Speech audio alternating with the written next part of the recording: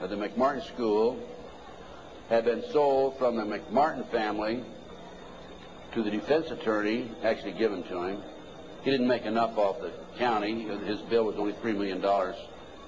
And from there, he said he was broke and he sold it to a contractor. The contractor was going to build an office building on the space. And I heard that the contractor had this property. And so I went out and contacted him. And I said, dear sir, I would like to have access to that property. He said, I'll give you 2 weeks. I signed a contract, assumed liability, and along with some of the parents, we hired an archaeologist from UCLA, Dr. Gary Stickle, knowing full well that I'm not qualified to say there's tunnels under there, even if I found them. And we began our dig. At the end of 2 weeks, I had to stall, because Dr. Stickle was not quite ready to admit there were tunnels. It took us 34 days. At noon the 34th day, with the bulldozers, with their motors running, ready to knock the building down, he was going to knock the building down and then build this office building, Dr. Stickle said, you know, I can say without any question right now, there have been tunnels under the school, they were filled in. Now I'm going to show you the documentation on the tunnels. This is it, no, keep it there, keep that there. This is the what we found. This is a preliminary report. I have a 186-page scientific report available to you out here if you're interested, by the way. We found a 9-foot wide subterranean entrance under the west wall of dog room. There were 4 classrooms. That was Ray Bucky's room. By the way, Virginia McMartin and Ray Bucky were tried. Virginia, the grandmother, was acquitted. Ray had a hung jury.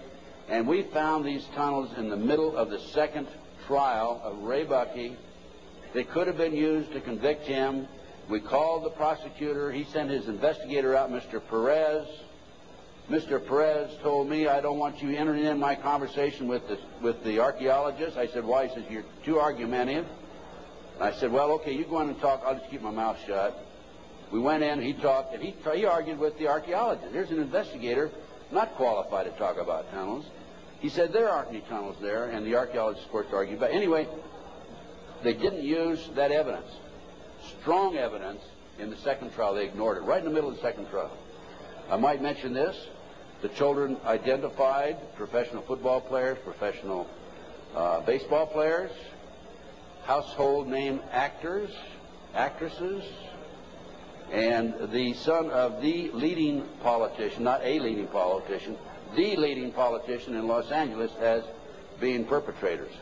Okay, we found an avocado tree root cut on both sides of the entrance, and I'll show you this in just a few minutes. The entrance of the tunnel, as I said, it was 9 feet across the top, and on one side was a live avocado root, on the other side was a dead avocado root. They had to cut that out. We have this, by the way.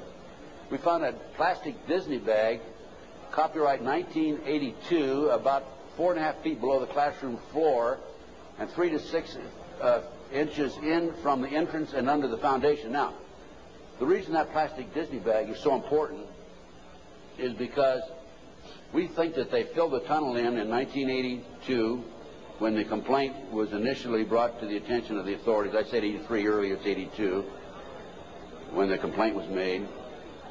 And when they filled it in, the plastic Disney bag somehow or other flew in there as they were filling it in and nobody noticed it. Now, who says there's no God, right? What documentation, fantastic documentation, that tunnel, the entrance to that tunnel, this was right at the entrance, was filled in 1982 or sometime subsequent to 1982. Mr. Ken Lanning, the outstanding, know-it-all FBI expert, behavioral science, says that I took that garbage bag in 1993 out of a trash can and placed it there, that I planted evidence. Of course, Mr. Lanning says there's no organized satanic movement in this country today. There's only a few dabblers here and there. Thank you, sir.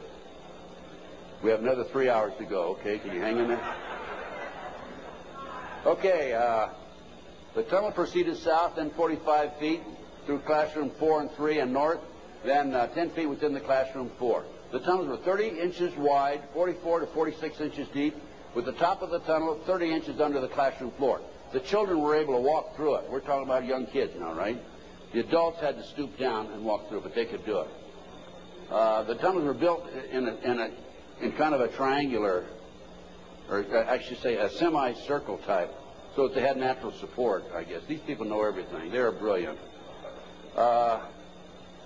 The footing between classroom 3 and 4 was arched, where the tunnel passed underneath it, and 12 inches shorter in depth at this location than the same footing 12 feet to the north.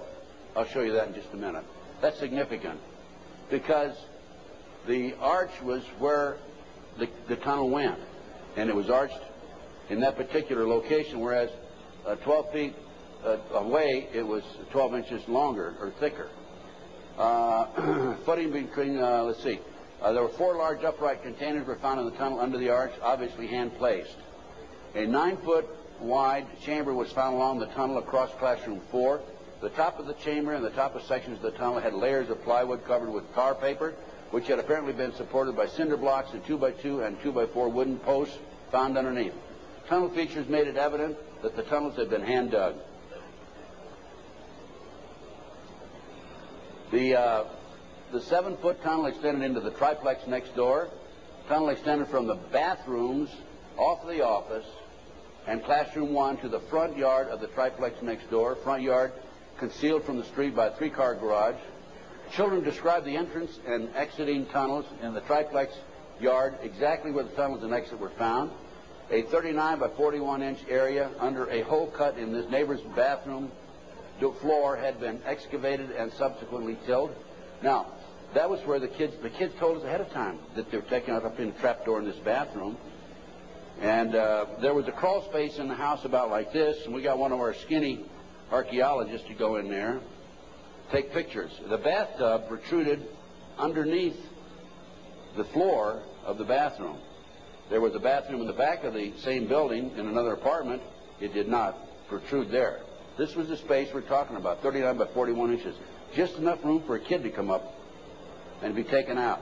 Other significant facts: small white plastic plate with 3 pentagrams, hand-drawn on the top of the light green paint, was found by the archaeologists. Pentagrams were hand-drawn by an adult and not part of the manufacturer's design. Many other artifacts were found whose analysis will be released upon completion of the test. The analysis has been released. That's the scientific report I told you about. No doorknobs were on classroom 3, only a deadbolt lock. Each classroom had an on and off switch which was labeled fire alarm. The system did not connect to the fire station but was used as an alert within the school if somebody came around. More than 2,000 artifacts were found under the school floor, including over 100 animal bones.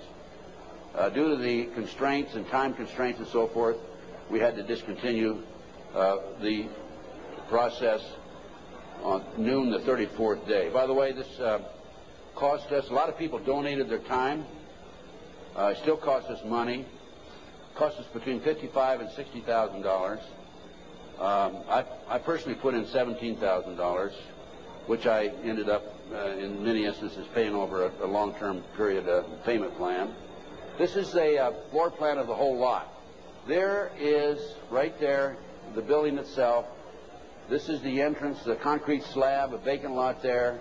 This is a yard. And here's the avocado tree we're talking about. And here's the entrance right there. Now here is the tunnel. It came in here, extended here, and here's the chamber across here. We think, but didn't have time to explore this, the tunnel went up here. Now we definitely were able to come up with it here, right here, and it came into the bathroom over here. Okay. There's the entrance. 9 feet across here. I'll show you a diagram in a few minutes. There's the avocado tree. Those roots are live.